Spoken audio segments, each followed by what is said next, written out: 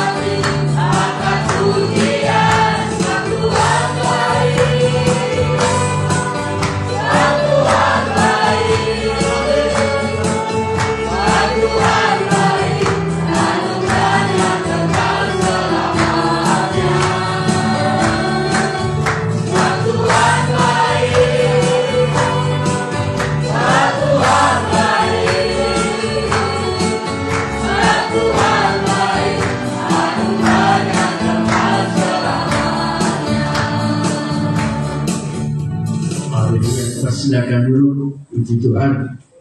Haleluya. Kita semua sudah menikmati merasakan betapa baiknya Tuhan itu bagi kita. Haleluya. Kembali kita ke pujian kita bersama Yesus ada kuasa yang besar. Bersama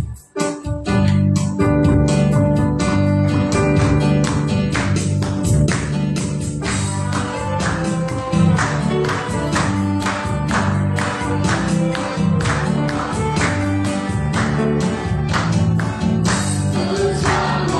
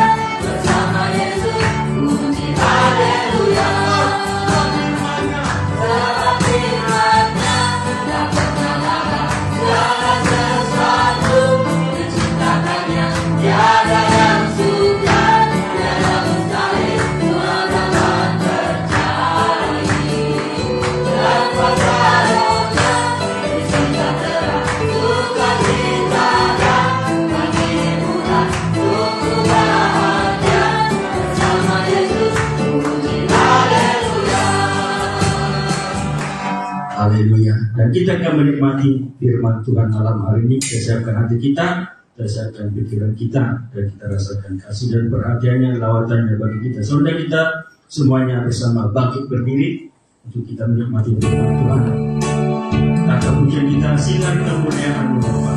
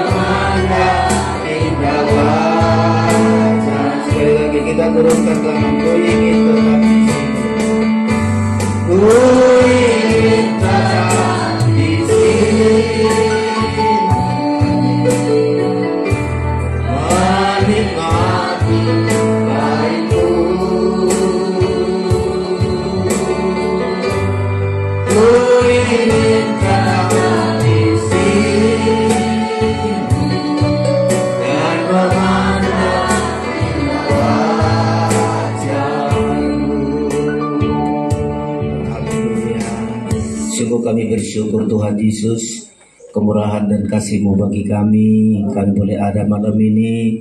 Kami melihat betapa baik Engkau Tuhan, selalu memelihara kami, melindungi kami.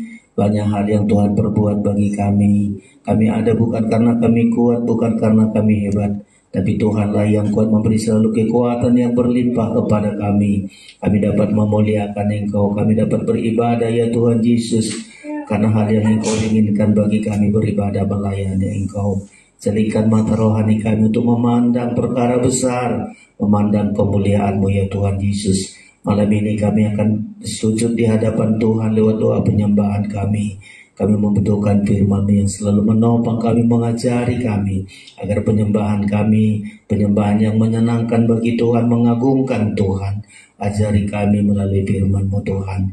Kami sadar kuasa iblis seringkali mengganggu kami, mengganggu ketenangan kami untuk menerima firman-Mu. Itulah sebabnya bersatu hati kami menolaknya, yaitu dalam nama Tuhan Yesus Kristus. Kuasa iblis kami usir keluar pergi oleh kuasa darah Yesus. Malaikat memagari kami, ketenangan bagi kami malam ini untuk menerima firman-Mu. Di dalam nama Yesus Tuhan kami berdoa. Haleluya. Amin. Silakan duduk Bapak Ibu Saudara-saudara sekalian.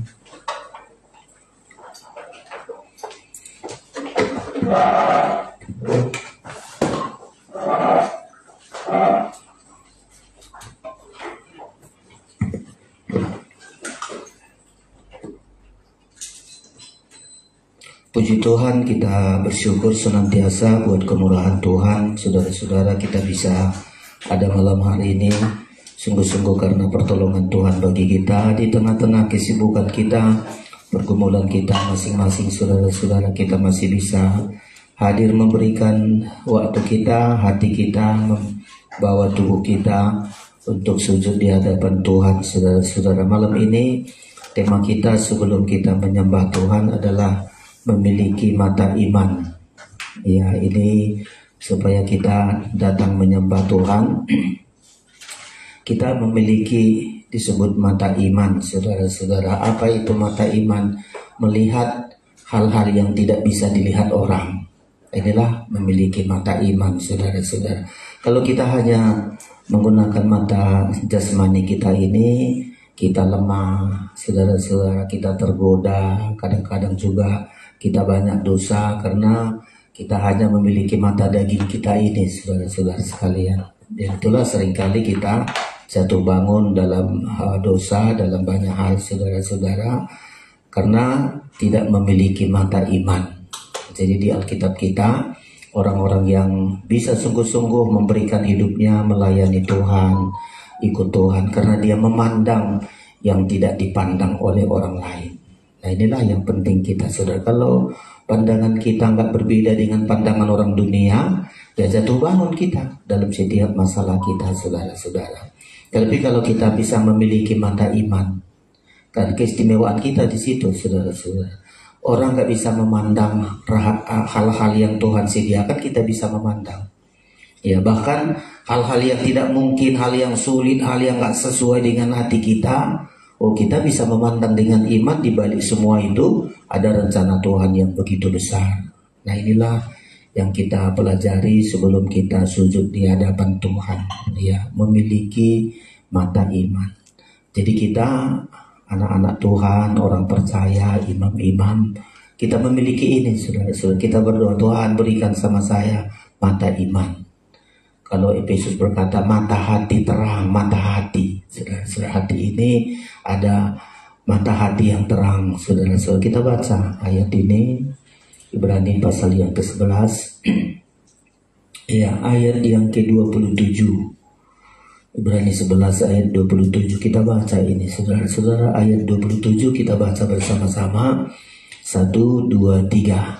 Karena iman, maka ia telah meninggalkan Mesir dengan tidak takut akan murka raja. Terus ia bertahan sama seperti ia melihat apa yang tidak kelihatan. Nah, ya, jadi Musa bisa meninggalkan Mesir karena melihat apa yang tidak kelihatan. Kadang berat bagi kita meninggalkan dunia dengan segala kesibukannya, dosa-dosa dengan segala kejahatannya, berat untuk meninggalkan karena kita senang di situ, saudara-saudara. Tapi ketika kita memiliki mata iman, maka bisa meninggalkan Mesir dengan tidak takut, ya.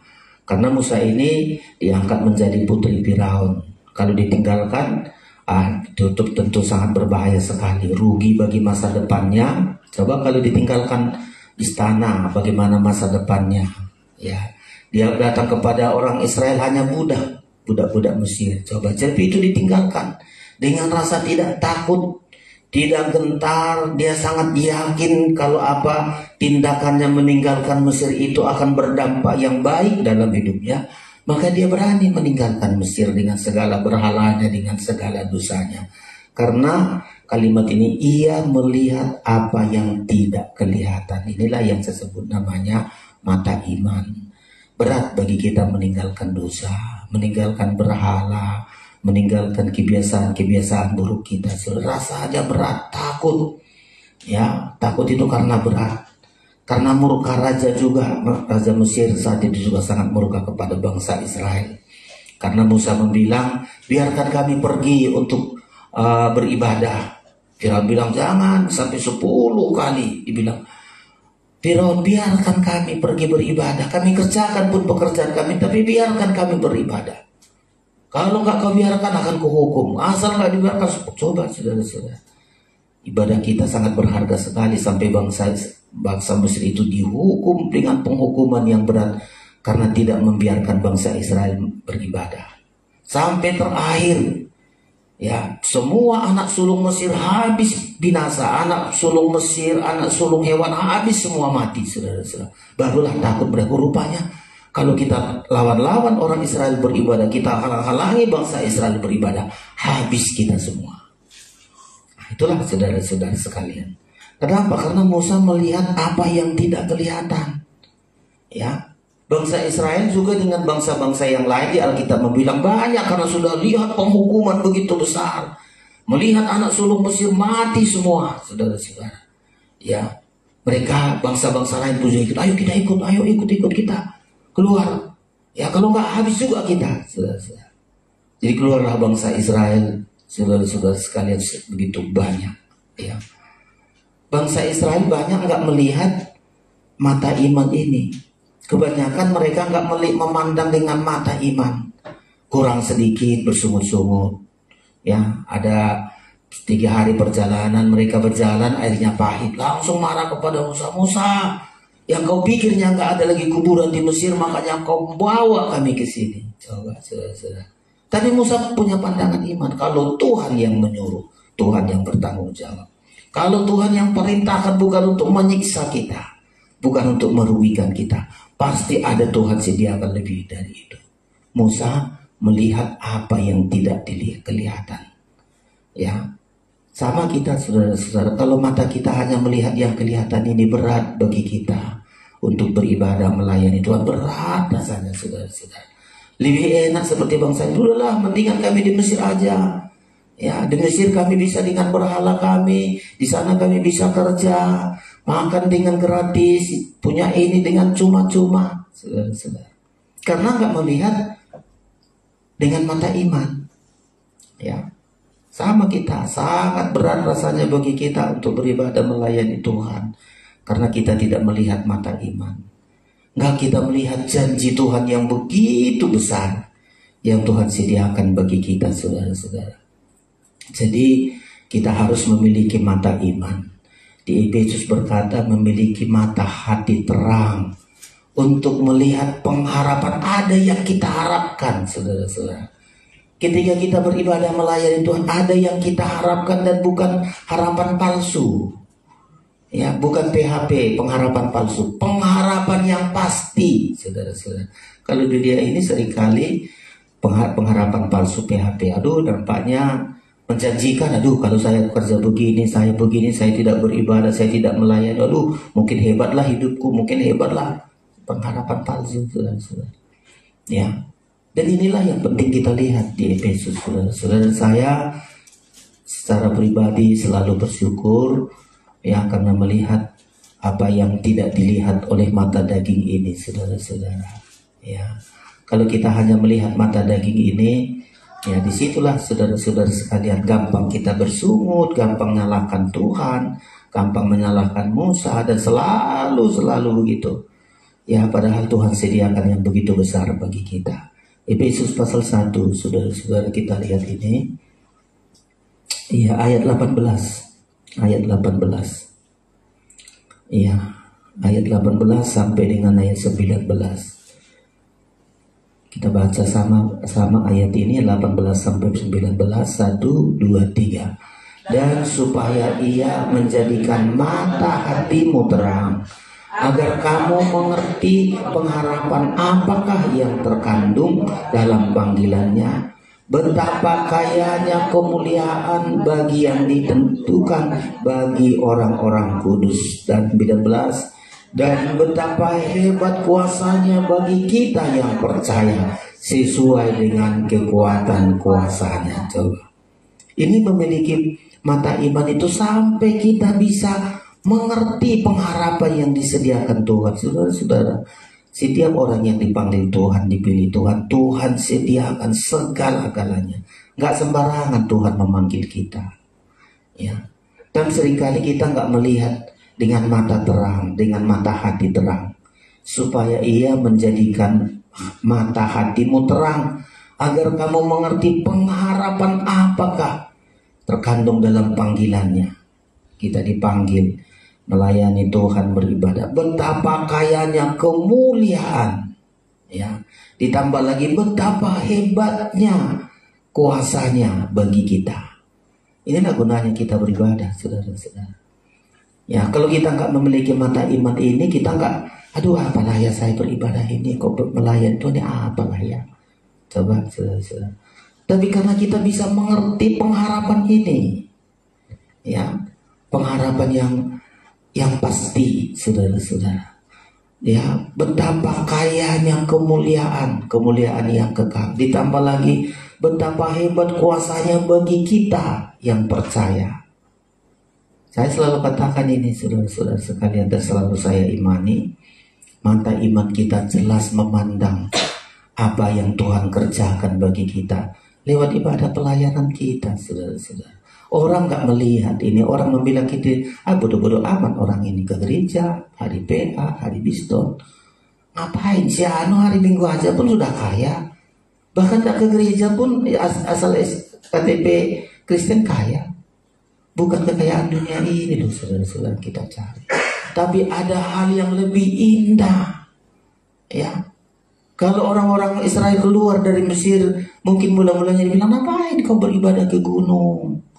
Ya, harus pergi ke gunung 3 hari perjalanan. Ngapain di sini aja lihat berhala kita? Udah kau nari-nari di depan berhala ini, kau diberkati. Ayo ke Sungai Nil, di Sungai Nil kita lakukan ibadah-ibadah, diberkati tanaman kita. Begitu, disalah-salahkan, sangat-sangat mereka nggak melihat apa yang direncanakan Tuhan, saudara-saudara.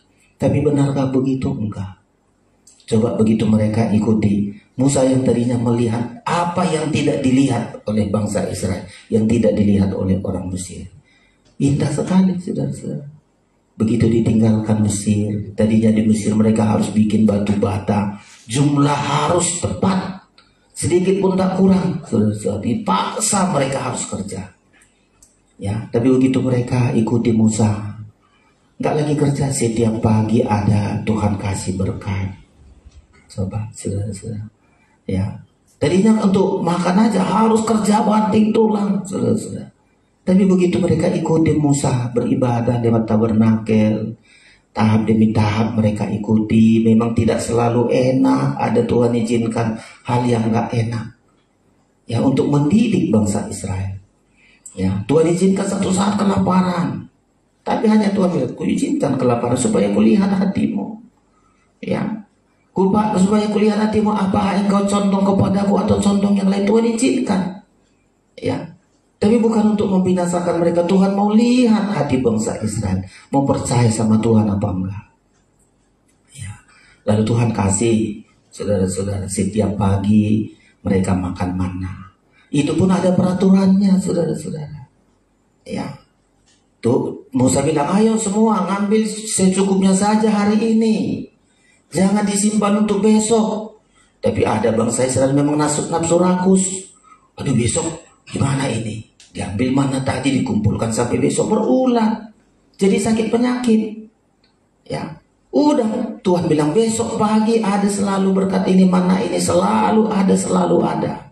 Itulah sebabnya kita seringkali nafsu rakus terus kurang. Lama-lama berkat itu jadi ulat bagi kita. nggak rasa bersyukur, selalu menganggap wah itu kewajiban Tuhan itu ngasih mana sama kita. Ya kalau nggak dikasih mana lagi berhentilah dia dari Tuhan. Coba sudah. Ya setiap hari Tuhan katakan pasti datang mana, tapi cukup 1 gomer 1 hari. Jangan banyak-banyak, pokoknya yakinlah. Oh bangsa Israel nafsu rakus kumpul, besoknya sudah berulang. Jadi sakit penyakit saudara-saudara. Ya Tuhan Musa lagi kasih tahu khusus di hari ke-6 ya, kumpulkan 2 gomer. Karena hari Sabat, hari ke-7 enggak turun itu. Ada juga yang malas. Ya. Jadi bangsa Israel ini kadang-kadang dikasih peraturan tidak mengerti, maunya suka-sukanya hidup ini, saudara-saudara. Ya, demikian juga Tuhan kasihlah setiap petang burung puyuh, saudara-saudara. Waduh, bangsa Israel ini memang karena nggak melihat mata iman, nggak bersyukur, saudara-saudara. Masih dikunyah burung puyuh ini sudah bersungut-sungut, sudah menggerutu, saudara-saudara. Masih selalu kurang.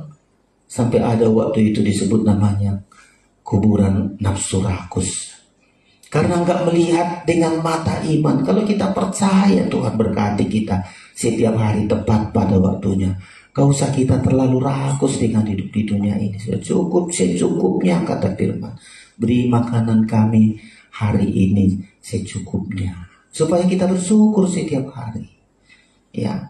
Selalu berkat Tuhan itu yang terbaik bagi kita, diukur Tuhan kita. Saya selalu bilang itu, ukuran Tuhan itu dalam hidupku yang terbaik.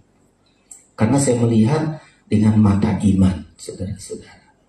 Kita yang gak memiliki mata iman, aduh maunya Tuhan kasih rezeki, ya dalam singkat saja cukup 1 tahun. Jadi kita gak perlu lagi datang sama Tuhan, gak perlu lagi berdoa, gak perlu lagi bersyukur. Itulah daging kita. Padahal Tuhan katakan enggak, setiap hari kita bersyukur. Setiap hari terikat kepada Tuhan. Setiap hari dekat kepada Tuhan. Itu maksud Tuhan. Makanya Tuhan kasih, kadang-kadang kita diizinkan Tuhan ada kekurangan supaya bersyukur. Tuhan izinkan bagi kita ada masalah supaya berseru. Itu saja kuncinya. Kan ketika kita berseru, hati kita kuat, hati kita ditabahkan, saudara-saudara. Jadi ada 3 ini ketika kita memiliki mata iman, saudara-saudara, ada 3 hal yang kita menang menghadapinya. Ya, terutama kita di hari-hari di akhir zaman ini, perbedaan kita dengan orang-orang di luar sana, kita punya mata iman. Bisa melihat apa yang tidak dilihat orang. Ya, orang dunia nggak melihat itu, saudara-saudara, tapi kita melihat. Yang pertama masih kembali kita ke Ibrani tadi, Ibrani pasal 11 tadi, karena melihat apa yang tidak kelihatan, memiliki mata iman. Pertama, saudara-saudara, kalau kita memiliki mata iman, ayat 25, lebih suka menderita sengsara dalam kebenaran, ayat 25. Dan hanya orang yang melihat dengan mata iman yang sanggup ini. Kalau nggak melihat mata iman, siapa mau menderita? Kok aku menderita? Maunya aku senang-senang aja, mau ikut Tuhan, mau cari kesenangan kok. Mau ke gereja, mau senang-senang. Makanya di gereja seringkali ditampilkan hanya kesenangan-kesenangan dunia. Nah, kita di pengajaran tidak tampilkan. Coba kalau ke luar sana, saudara-saudara. Aduh, enggak bedanya tontonan-tontonan di luar. Karena kesenangan. Ya, tapi kita Alkitab membilang, coba ayat 25 saya baca ini. Jadi kalau kita memiliki iman, kita mampu menghadapi penderitaan, penghinaan, penderitaan yang dianggap orang menderita. Kita nggak menderita, orang yang anggap menderita. Coba kita lihat ini, ayat 25 demikian. Karena ia lebih suka menderita sengsara dengan umat Allah daripada untuk sementara menikmati kesenangan dari dosa. Inilah kalau punya mata iman, saudara-saudara. Pilihannya, aku senang menderita bersama Tuhan dalam kebenaran. Ya, daripada senang-senang dalam dosa. Ya, sementara menikmati kesenangan dosa. Loh, kalau kita gak punya mata iman, kita bilang, ya yang penting senang dagingku lah. Hari-hari ini yang penting senang dagingku ini. Kesenangan dunia mana yang senang-senang? Nggak peduli itu apakah dosa, apakah Tuhan senang apa enggak, yang penting senang dagingnya. Ya, dan banyak orang juga begitu, saudara-saudara. Ya, melayani Tuhan yang penting senang dagingnya. Nggak peduli apa itu dosa, apa menyenangkan Tuhan apa enggak. Tapi kalau kita memiliki mata iman, lebih suka sengsara. Dia pilih, udahlah menderita bersama dengan Tuhan. Karena tadi di Efesus itu pengharapan yang sangat besar Tuhan sediakan. Ya, lebih suka menderita sengsara. Coba kita beribadah kan sengsara, saudara-saudara. Orang luar itu melihat kita sengsara, sengsara kali orang beribadah itu. Ya, dan kita pun begitu. Beribadah itu dengan banyak perjuangan, banyak pergumulan, sampai Kristus pun rela menderita supaya kita beribadah dengan darahnya. Kalau bangsa Israel beribadah dengan korban Paskah, kalau kita beribadah karena korban Kristus, sengsara. Dan kita pun, saudara, tapi kita pilih itu. Lebih suka menderita sengsara dengan umat Allah. Ya, kita lihat itu ceritanya. Ya, Musa dari istana menengok bangsa Israel, budak, saudara-saudara. Dia tengok, ya, untuk memaknya cerita mulai dari kecil. Jadi peranan ibu-ibu sangat penting untuk mendidik anak-anaknya, termasuk Musa. Sudah tahu Musa begitu lahir, dihanyutkan ke sungai Nil, diambil oleh putri Firaun. Waktu itu datang Miriam kakaknya, terus diikuti ini kemana hayut adiknya ini. Begitu dilihat diambil oleh putri Firaun, dia bilang, "Bu Tuhan, bolehkah aku ambil seorang ibu menyusui bayi untukmu?" katanya. "Oh iya, dipanggillah ibunya. Bu, ayo di istana. Kenapa? Dibolehkan putri Firaun kita naik ke istana supaya kau menyusukan Musa." Coba, saudara-saudara. Ya, itu hebatnya rencana Tuhan. Masuklah, siapa ini ibunya Musa? Jokebed, ya. Masuklah Jokebed ke istana. Itu hebat kali. Dia selalu bisikkan kepadanya, "Nah, secara jasmani kau putri Firaun, tapi yang melahirkanmu aku. Kita orang Ibrani." Dididik semua pendidikan Mesir, diajarkan kepada Musa. Tapi didikan ibunya terus melekat dalam hatinya. Saudara, mendidik anak kita, pengajaran dari ibu itu lebih dari guru manapun di dunia ini. Ya, makanya selalu ibu-ibu punya pendidikan kepada anak. Ya. Guru sekolah paling berapa, saudara-saudara? Coba semua pendidikan Mesir diajarkan kepada Musa. Tapi yang melekat di hatinya adalah didikan oleh ibunya. Jadi ibunya bilang, biar menderita, kita ini itu budak-budak Israel itu, kita itu. Dari kecil diajari, kau jangan malu. Biarpun kita orang Mesir, kau di istana ini, ya karena Tuhan. Jadi saudara baca itu sangat luar biasa, diajari terus, saudara. Rela dia tinggalkan pendidikan Mesir asal mengikuti didikan oleh ibunya. Ini penting sekali keberhasilan anak kita. Ibu-ibu yang penting berperan, saudara. Ya, jangan lebih kuat pendidikan di luar daripada pendidikan anak-anak kita di rumah. Bagaimana kita berdoa ditengok anak kita. Bagaimana kita membaca Alkitab. Bagaimana kita taat ditengok, saudara-saudara. Ya. Itulah dilihat Musa di istana, ditengok ibunya. Kita orang Ibrani, kita orang beribadah, kita orang melayani. Makanya dipilih ayat ini. Ya. Atau di atas, mungkin kita baca dulu dari atas. Coba Pak Mengusung dibantu ayat 23. Mulai. Demikian karena iman maka Musa, setelah ia lahir, disembunyikan selama 3 bulan oleh orang tuanya. Karena mereka melihat bahwa anak itu elok rupanya, dan mereka tidak takut akan perintah raja. Terus? Karena iman maka Musa setelah dewasa menolak disebut anak putri Firaun. Ya, coba. Setelah dewasa dia tolak. Apa dasarnya menolak? Padahal enak loh saudara. Anak putri Firaun semua fasilitas, semua ketenangan, semua paling lengkap. Tapi hebatnya didikan seorang ibu. Jokebed, saudara-saudara. Itu yang terus mengatakan, ayo Musa, kau anakku. Aku yang melahirkanmu, ini saudaramu, ini Miriam, ini Harun, ini ayahmu. Ya, kau suatu saat harus kembali, jangan malu kau mengakui suku kita ini orang berani, ini orang budak-budak. Dididik, terus dididik sampai berani kalimat ini tadi. Karena iman maka Musa setelah dewasa menolak disebut anak putri Firaun. Ditambah lagi karena ia lebih suka menderita sengsara dengan umat Allah daripada untuk sementara menikmati kesenangan dosa. Dari mana didikan seorang ibu bisa memberikan pandangan yang jauh kepada anaknya? Ya, coba. Karena Miriam ini, Musa bisa melihat apa yang tidak dilihat oleh orang lain. Kalau nggak diajari oleh ibunya udah pastilah ada lebih baik aku sini sudah jadi anak putri Firaun. Udahlah senang semua, fasilitas ada, masa depan mungkin ya sangat indah sekali. Ya, tapi Musa ini yang pertama karena memiliki mata iman, pandangan iman, didikan dari seorang ibu, saudara-saudara. Yang kedua apalagi karena dia memiliki pandangan iman, ayat yang ke-26. Inilah karena memiliki mata iman, saudara-saudara. Ia menganggap penghinaan karena Kristus sebagai kekayaan yang lebih besar daripada semua harta Mesir. Sebab pandangannya ia arahkan kepada upah. Nah ini saudara-saudara, dari lebih suka menderita kalau memiliki pandangan iman.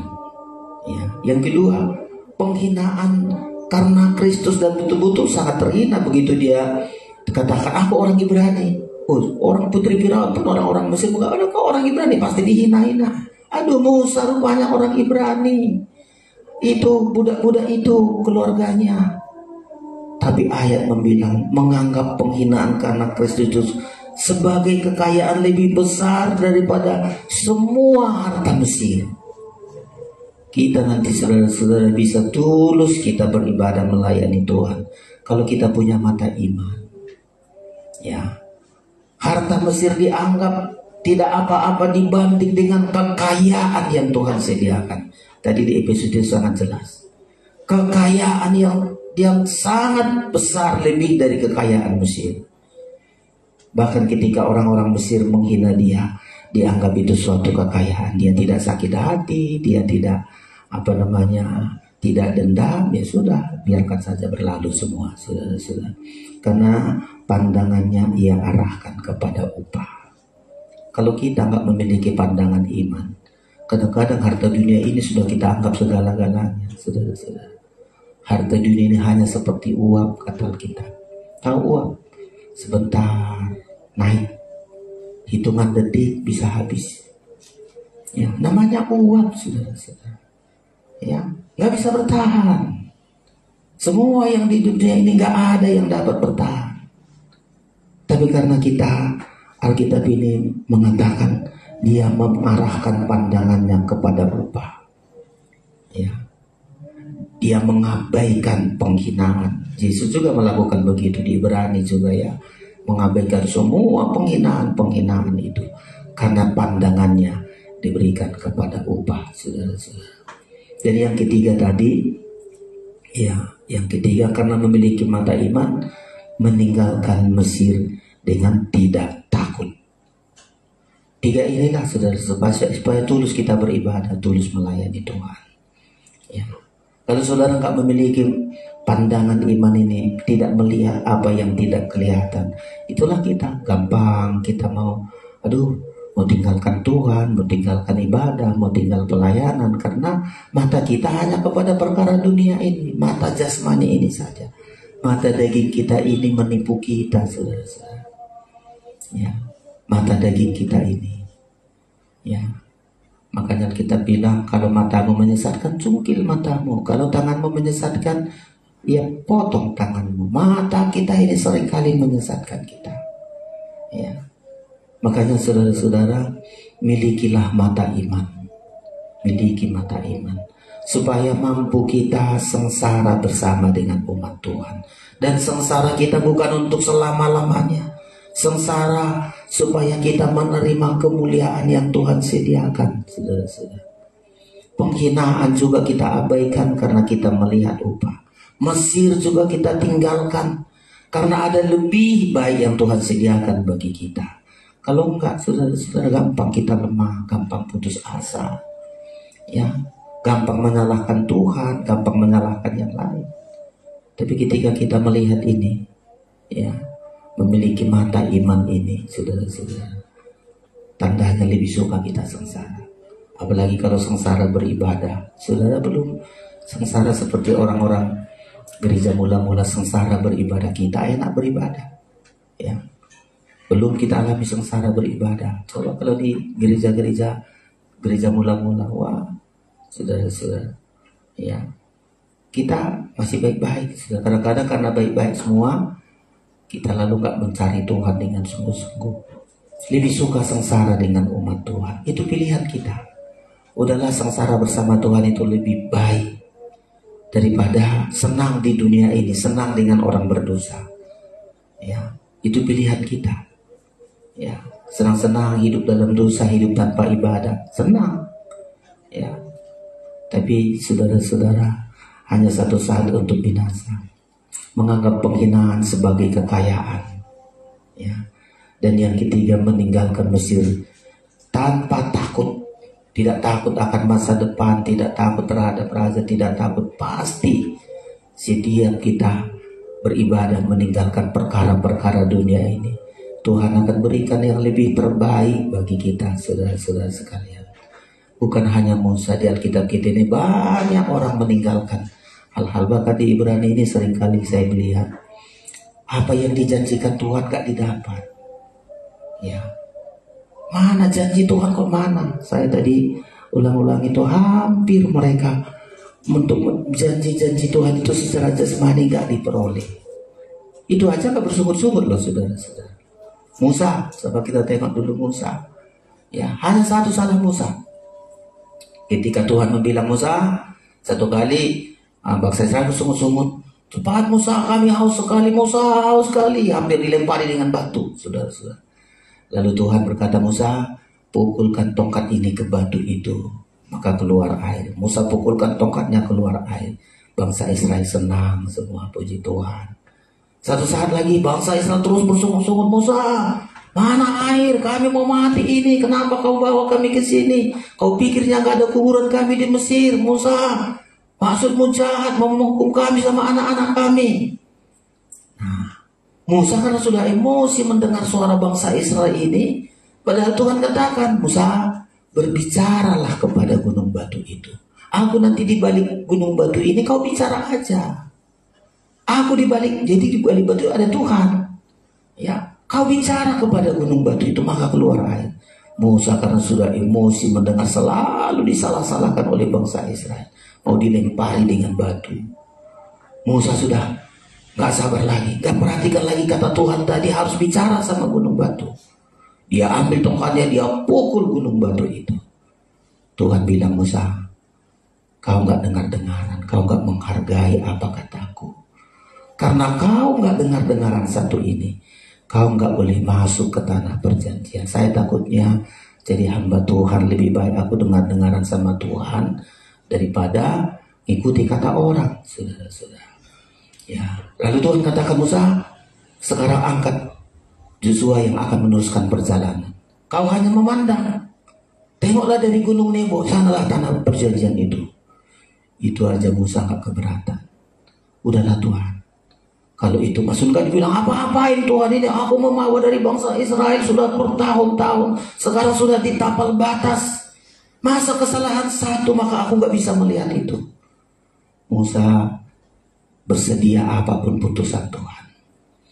Diangkatlah Yosua, kau yang akan meneruskan perjalanan ini. Aku Tuhan katakan sampai di sini aja. Sedikit pun tidak ada persungutan, sedikit pun tidak ada perbantahan. Karena keputusan Tuhan itu selalu terbaik baginya. Matilah Musa, saudara-saudara. Musa gak keberatan. Musa gak membela diri. Musa gak meminta Tuhan, gimana ini aku sudah begini. Tapi karena dia taat menerima apapun keputusan Tuhan, Tuhanlah menguburkan Musa. Hebat kali loh saudara-saudara. Ya, Tuhan menguburkan Musa. Di sepanjang Alkitab tidak ada seorang pun yang dikuburkan Tuhan. Tapi untuk kali itu menghargai apa yang sudah Musa lakukan. Dia nggak berontak kepada Tuhan, karena Tuhan katakan kau hanya memandang saja. Dikuburkanlah Musa. Ayat itu saudara-saudara. Ya, Tuhan menguburkan Musa. Lalu Musa mati. Di kitab Perjanjian Baru mayat Musa diperebutkan oleh iblis, saudara-saudara. Itu aja datang malaikat melindungi. Ya, makanya Musa diangkat. Ya, setelah mati dia diangkat, saudara-saudara. Hebat kali ini. Kenapa? Karena Musa melihat hal-hal yang lebih besar dan apa yang Tuhan katakan. Dia selalu berani. Ya, Tuhan katakan tak boleh kau memandang sana. Dia nggak bilang, Tuhan, aku sudah tinggalkan Mesir, aku sudah tinggalkan putra Firaun, kok begini sekarang caramu? Enggak, saudara-saudara. Keputusan itu yang terbaik dari Tuhan. Dia terima dengan baik, dia terima dengan senang hati. Dan itulah membuat Tuhan juga kagum kepada Musa ini. Ya, terakhir saudara-saudara kita lihat, matinya pun dikuburkan Tuhan. Ya, sampai mayatnya diganggu oleh iblis. Itu aja saudara-saudara sekalian, Tuhan perebutkan. Ya, sungguh-sungguh kita bersyukur Musa ini memiliki pandangan iman, mata iman. Ketika Tuhan mengatakan kau hanya memandangannya, dia pikir pasti kalau Tuhan katakan begitu adalah ada maksud Tuhan di balik semua itu. Ya, kita baca ini pasal 34 dari Ulangan. Begitu hebat saudara-saudara sekalian.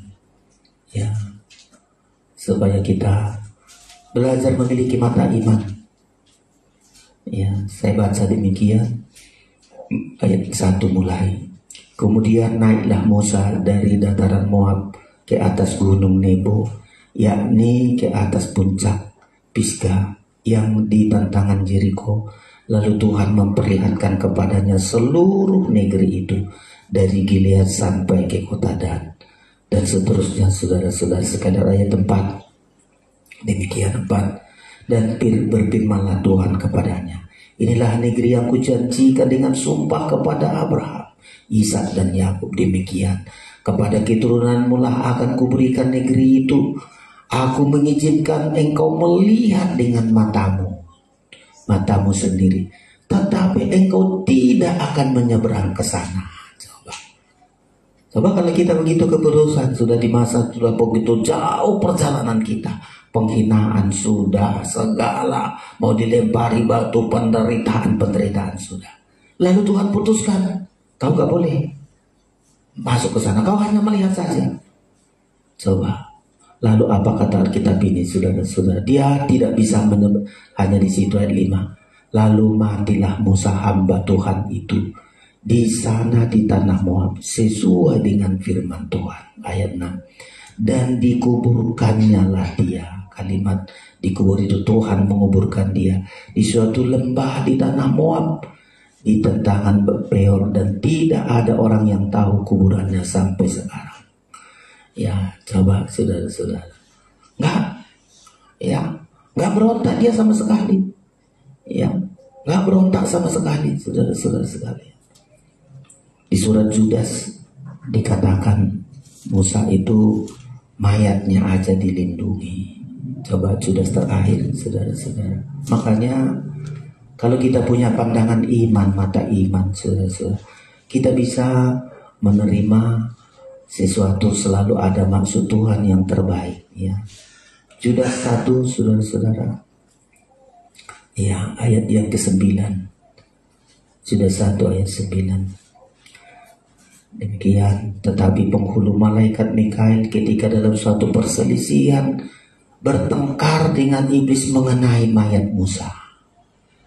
Coba, mayat Musa saja diperebutkan iblis loh, saudara-saudara. Ya, coba kalau kita, mayat kita, ya, iblis selalu juga mau mengganggu. Mayat Musa bertengkar memperebutkan mayat Musa.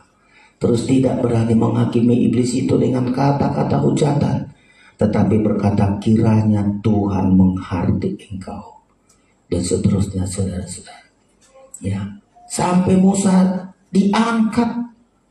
Ya, orang mati yang diangkat salah satu adalah Musa. Makanya ketika Tuhan berdoa di atas gunung, nampak Musa, saudara-saudara. Nampak Musa dan Elia. Kalau Elia hidup-hidup terangkat dengan kereta api, dengan kereta berapi. Ya, kalau Musa mati. Tapi karena dia melihat apa yang tidak dilihat oleh orang lain, dia tabah, dia bisa menerima penghinaan, sengsara, penderitaan, tidak rugi rasanya meninggalkan Mesir. Walaupun di tengah perjalanan dia selalu disalahkan, mau dilempari batu, selalu disalah-salahkan, saudara-saudara. Sampai Tuhan mempermasalahkan dia karena dia menyuruh berbicara kepada batu, tetapi dipukul batu itu. Sampai sanksinya Tuhan katakan, kau gak bisa melihat. Angkatlah Yosua untuk memimpin. Sedikit pun tidak ada komentarnya, terima keputusan Tuhan. Dan Tuhan menguburkan dia dan dia dibangkitkan, saudara-saudara. Hari-hari ini menentukan kita, keberhasilan kita di hari-hari ini, saudara-saudara, memiliki mata iman. Itu saja. Ya, melihat apa yang tidak dilihat orang. Kalau kita bisa semua begitu, saudara-saudara, kita akan melihat kemuliaan Tuhan. Ketika kita mati juga dibangkitkan oleh Tuhan. Kita mati, mayat kita pun selalu dijagai malaikat. Ya, dan kita akan bangkit. Kebangkitan pertama ini adalah kebangkitan imam-imam untuk nanti bertemu dengan Yesus. Ya, kebangkitan yang kedua, dibangkitkan baru dihukum. Kebangkitan pertama seperti Musa, dibangkitkan untuk masuk di dalam kemuliaan, saudara-saudara. Hari ini karena ini merupakan doa penyembahan, kita mau membawa hidup kita dalam semua pergumulan kita. Apapun pergumulan itu, kita bisa belajar menerima apapun itu.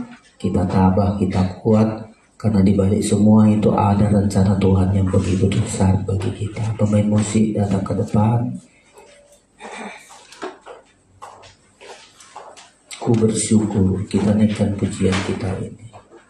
Tangan Tuhan menyelamatkan. Kita naikkan ini, Tuhan yang mempertahankan hidup kita. Musa berulang-ulang diancam dan seterusnya, tapi Tuhan mempertahankan hidupnya untuk selalu bersyukur kepadanya.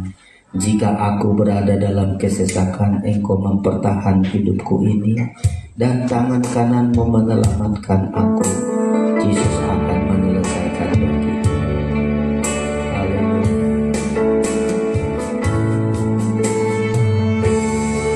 Kita buka hati kita untuk bersyukur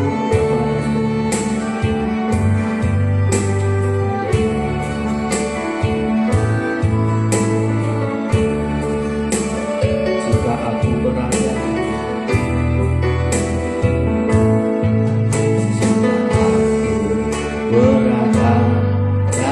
kesesakan,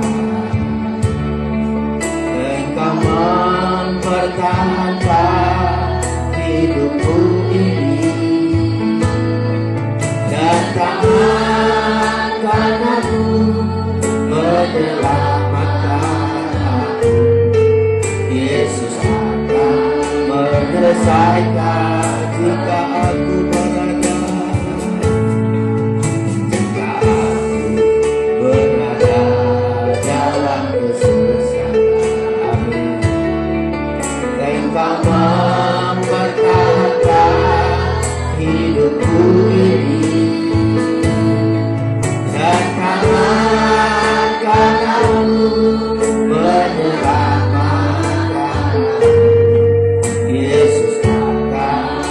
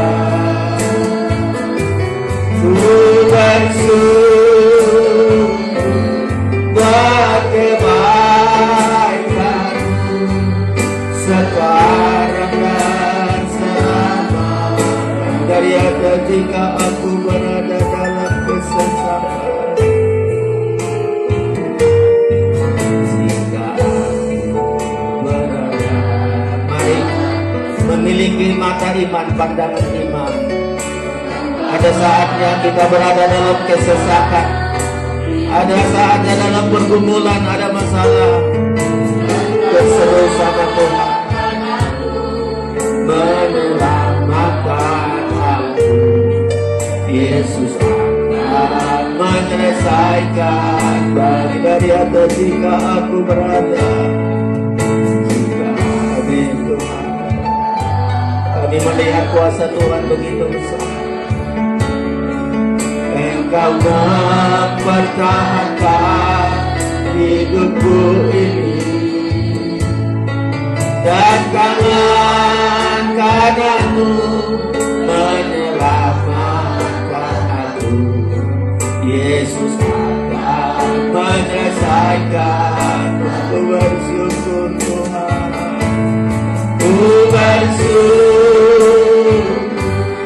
buat kebaikan-Mu yang tak pernah berubah. Ku bersyukur buat kebaikan-Mu sekarang dan selama. Ku bersyukur Tuhan, ku bersyukur buat kasih-Mu tak pernah berubah. Ku bersyukur buat kebaikan-Mu sekarang dan selama. Semua kita berlutut, ku bersyukur, ku bersyukur buat kasih-Mu yang tak pernah. Terima kasih, tidak pernah berubah kasih-Mu Tuhan. Ku bersyukur buat kebaikan-Mu sekarang dan selama. Sekali lagi ku bersyukur, ku bersyukur buat kasih-Mu yang tak pernah berakhir. Ku bersyukur buat kebaikan-Mu sekarang dan selama.